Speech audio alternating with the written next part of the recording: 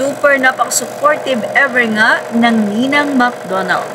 Mula sa SB19 Update November 5 Snacks, may kanya-kanyang wins. Join us as we celebrate our wins with our go-to McSaver Snacks and Match Combos for 79 pesos lang. And obviously, marami pong naging benta ang McDonald because of the fans of SB19 na talaga namang napaka-supportive.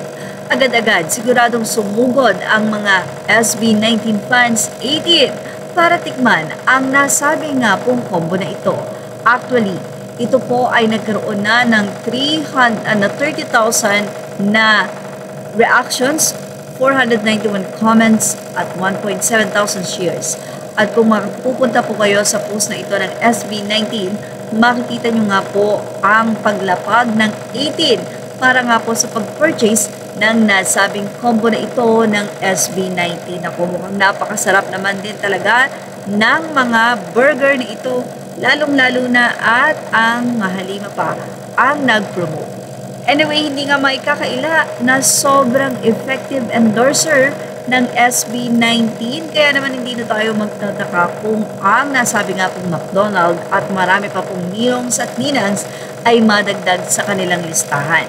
Pero syempre, alam nila na medyo mataas na nga ang talent fee ngayon ng SB19 dahil na rin sa kaliwat kanang award na kanila nga pong natatanggap. Samantala, kung mayroong McDonald, mayroon ding pa-GCash. Yes, SB19, isa rin sila sa endorser ng GCash ngayon at syempre dahil magpapasko na, ay mayroon pumuli ang GCash na pasabog para sa mga 18. Sa latest update naman ng SB19 sa kanila nga pong Facebook post, ay binahagi nila ang food trip goes unlocked with crisp shots captured by Redmi Note 14 Pro with its 200MP AI camera.